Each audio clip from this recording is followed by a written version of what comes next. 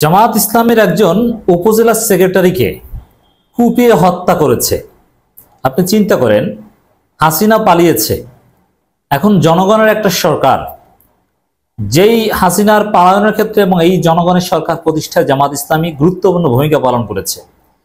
এই স্বাধীন বাংলাদেশে জামায়াত ইসলামের একজন উপজেলা পর্যায়ের তরতাজা তরুণ নেতার জীবনের গ্যারান্টি নেই, তাকে রাস্তায় কুপিয়ে হত্যা করে। এত বড় সাহস, এত বড় স্পর্ধা কার হতে পারে? জামায়াত ইসলামের কিছু ভুল আছে, আমি কিছু কঠিন কথাবার্তা বলতে চাই, কিছু কঠিন বার্তা দিতে চাই। দর্শক, আগে খবরটা একটু আপনাদেরকে জানাই, খুবই দুঃখজনক কথা। দুষ্কৃতিকারীদের হামলায় জামায়াত নেতা আব্দুল্লাহিল কাফি নিহত হওয়ার ঘটনায় তীব্র নিন্দা ও প্রতিবাদ অধ্যাপক মিয়া গোলাম পরোয়ারের। নওগাঁ জেলার সাভার উপজেলা জামায়াত ইসলামের সেক্রেটারি আব্দুল্লাহিল কাফি দুষ্কৃতিকারীদের হামলায় নিহত হওয়ার ঘটনায় তীব্র নিন্দা প্রতিবাদ জানিয়ে বাংলাদেশ জামায়াত ইসলামের সেক্রেটারি জেনারেল সাবেক এমপি অধ্যাপক মিয়া গোলাম পরোয়ার এক বিবৃতি প্রদান করেছেন। জামাতের একজন উপজেলা সেক্রেটারি তাকে কুপিয়ে হত্যা করেছে নওগাঁয়। মোটামুটি জামাতের শক্তিশালী একটা প্রভাব বলায় নওগাঁয় আছে। নেপথ্যে কারা হতে পারে আপনারা একটু মন্তব্য করে জানান, এগুলো রহস্য উদ্ঘাটন করা আমাদের জন্য জরুরি। বিএনপি হতে পারে না, অন্য কেউ, মন্তব্য করবেন। তবে আমি কিছু কথা বলতে চাই। জামাতের আমির প্রত্যেক দিন রুটিন করে যে আমরা ক্ষমা করে দিলাম, প্রতিশোধ নেবেন না, এই জিকির করে। এত তো ক্ষমা করার জিকির করার কোনো দরকার নেই। রাজনীতির মতো করতে হবে, বুঝতে হবে। আমি আবারও সেই কথা রিপিট করতে চাই। 2006 সালে 28 অক্টোবর জামাত শিবিরের নেতাকর্মীদের যে নির্মমভাবে পিটিয়ে হত্যা করে লাশের উপর নৃত্য করা হয়েছে, তারপরে যদি জামাত ইসলামী আওয়ামী লীগের কেন্দ্রীয় অফিসে আগুন দিতে পারত এবং কয়েকজন আওয়ামী লীগের গুরুত্বপূর্ণ নেতাকে দুনিয়া থেকে সরিয়ে দিতে পারত, তাহলে আওয়ামী লীগ সরকার জামাতের শীর্ষ নেতাদের ফাঁসি দেওয়ার ধৃষ্টতাও দেখাতে পারত না, জামাতকে নিষিদ্ধ করা বা বিগত 15 বছরের জুলুম নির্যাতনের ধৃষ্টতা দেখাতে সাহসই পেত না। ইসলামও এটা বলে, প্রতিশোধ নেওয়ার দলিল আছে। আমিরে জামাত যেটা বলছেন সব ক্ষমা করে দিলাম, আমার মনে হয় না যেটা শরীয়ত সম্মত হয়েছে। তিনি মক্কা বিজয়ের প্রেক্ষাপট আর এইটা এক না। মক্কা বিজয় সেটা কাফেরদের বিরুদ্ধে, এটা কাফেরদের বিরুদ্ধে নয়, এটা মুনাফিকদের বিরুদ্ধে। আমিরে জামাতের যে অতি উদারতা, যে আমরা ক্ষমা করে দিলাম, আমরা কোনো প্রতিশোধ নেব না, এটা এরকম বারবার বলার দরকার নেই, একবার বললেই যথেষ্ট।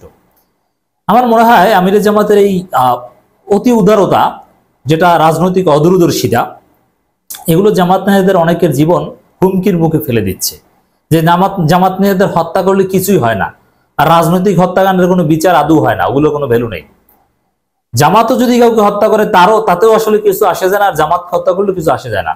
জামাতের একজন চেয়ারম্যানকে হত্যা করেছিল রংপুরে, কিছু হবে?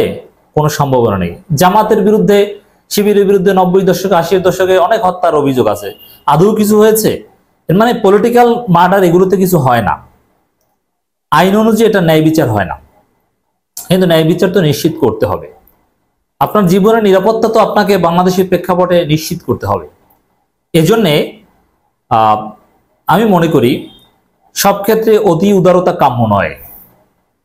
জামাত ইসলামের কোন নেতার গায়ে হাত দিলে তার পরিণতি যে সেরকম হতে পারে, এখন পর্যন্ত বাংলাদেশের পলিটিক্যাল কালচারে এরকম ভাব থাকতে হবে, নইলে আপনি রাজনীতিতে টিকে থাকতে পারবেন না। This is politics. খলিফাদের যুগেও এরকমই ছিল, এরকম ছেড়ে দেওয়া হতো না, মুনাফিকদের এরকম ছেড়ে দেওয়া হতো না, দুষ্কৃতিকারীদের এভাবে ছেড়ে দেওয়া হতো না। অতএব আমি বলতে চাই কঠিন কথা, কারা হত্যা করেছে খুঁজে বের করুন। আইন অনুযায়ী মামলা হবে, তদন্ত হবে, দ্যাটস রাইট, সেটা তো হবেই। কিন্তু জামাত ইসলামীকে খুঁজতে হবে, শিবিরকে খুঁজতে হবে, ধরার চেষ্টা করতে হবে, উচিত শিক্ষা দিতে হবে যদি পর্যাপ্ত প্রমাণ পাওয়া যায় কারা করেছে। জামাতের যেমন বিএনপির একজন নেতা তো গতকালকেও হত্যার সম্মুখীন হয়েছে বিএনপির 2 গ্রুপের সংঘর্ষে। বিএনপিতে এটা ঘটে যে 2 গ্রুপের সংঘর্ষে এক গ্রুপ আর এক গ্রুপকে হত্যা করে। এখন জামাত ইসলামী তো এরকম কিছু না, এটা তো সবাই জানেন। এটা আওয়ামী লীগও স্বীকার করে যে জামাতের মধ্যেও গ্রুপিং আছে, সিন্ডিকেট আছে, কিন্তু সেটা ঝগড়ার পর্যায়েও যায় না, লেট অ্যালন হত্যা করা। তাতে ঝগড়াও হয় না, সর্বোচ্চ মনোমালিন্য। কিন্তু দিন শেষে তারা একসাথেই থাকে, সফট কিছু গ্রুপিং আছে। এর মানে জামাতের অভ্যন্তরীণ কোনো কোন্দলে হত্যাকাণ্ডের ঘটনা ঘটার প্রশ্নই আসে না। আর আওয়ামী লীগ এখন এরকম ঘটনা ঘটানোর সাহস পাবে এটা মনে হয় না। আবার আওয়ামী লীগ আলাদাভাবে এই আব্দুল্লাহিল কাফিকে টার্গেট করে হত্যা করবে এরকম কোনো ঘটনাও ঘটার কথা না। ব্যক্তিগত শত্রুতা বা এরকম কিছু স্পেশাল পলিটিক্যাল টার্গেটও ছিল না। তাহলে এটা কারা করতে পারে? আমি বলছি না যে বিএনপি বা অন্য কেউ, তবে কেউ কেউ বলছে যে বিএনপির লোকজন জড়িত থাকতে পারে, যেহেতু বিএনপি এখন জামাতকে টার্গেট করেছে, জামাতকে প্রতিপক্ষ মনে করে, এবং বিএনপির যে লুটপাট, বিভিন্ন জায়গায় দখল, চাঁদাবাজ, তার পথে জামাত এখন বাধা হয়ে দাঁড়িয়েছে। এজন্যে জামাত নেতাদের বিএনপির সন্ত্রাসীরা টার্গেট করে থাকতে পারে বলে আমি মনে করি। আমি কিছুতেই বিএনপিকে দায়ী করছি না, ডোন্ট মিসআন্ডারস্ট্যান্ড মি, বাট বিভিন্ন পার্সপেক্টিভে বিষয়টা বিশ্লেষণ করতে হবে, তদন্তের স্বার্থে এই বিষয়গুলো নজরে আনতে হবে। এবং সবচাইতে বড় বিষয় হচ্ছে জামাতের একজনের গায়ে হাত দেওয়া হলে ওই হাত ভেঙে দিতে হবে, ওকে উচিত শিক্ষা দিতে হবে, রক্তের বদলে রক্ত, এরকম কিছু নীতিমালা অ্যাটলিস্ট প্রকাশ্যে না বললেও বুঝিয়ে দিতে হবে। জামাত শিবিরের গায়ে হাত দিয়ে পার পাওয়া যায় না, রাজনীতির মতো করতে হবে। আমি এই বার্তা দিতে চাই।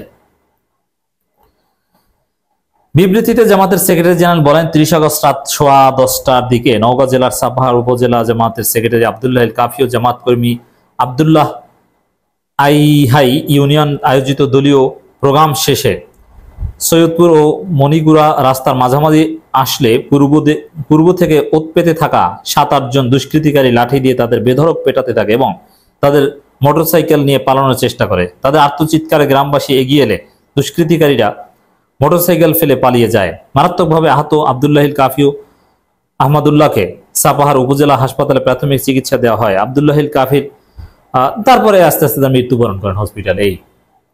এখন এখানে আরেকটা বিষয় হতে পারে, জামাত ইসলামী নিন্দা জানিয়েছে, বিচার চায়, ন্যায় বিচার চায়, জামাতের লোকজন সবাই ইন্না পড়ছে এই, কিন্তু এই ঘটনার বিপরীতে জামাত কোনো হুঙ্কার দিচ্ছে না। দেখেন, খুনের যে ধরন দেখে মনে হয় এটা চাঁদাবাজ বা লুটপাটকারীদের কাজ হয়ে থাকতে পারে। খুনের যে স্টাইল সেটা দেখে যে জামাত হয়তো বা বাধা হয়ে দাঁড়াচ্ছে কোথাও চাঁদাবাজিতে বা লুটপাটে, দখলদারিত্বে। আর দখলদারিত্ব, চাঁদাবাজি, লুটপাট এখন কারা করে এটা জাতি জানে। যাই হোক দর্শক, এই খুনের ঘটনার সুষ্ঠু তদন্ত আদালতের মাধ্যমে হবে। আমি এইসব বিষয়ে কথা বলি না, সেটা পরের বিষয়। জামাত শিবিরকে খুঁজে বের করতে হবে যে কারা হত্যা করেছে, এবং এমন শিক্ষা দিতে হবে ভবিষ্যতে বাংলাদেশে কোথাও যেন অ্যাটলিস্ট এই হাসিনা পালানোর পর জামাত ইসলামীর কোন নেতার গায়ে ফুলের টোকা দেওয়ার সাহস যেন কেউ না পায়। হাত ভেঙে দিতে হবে, গুড়িয়ে দিতে হবে, মাটির সাথে ওই হাত মিশিয়ে দিতে হবে।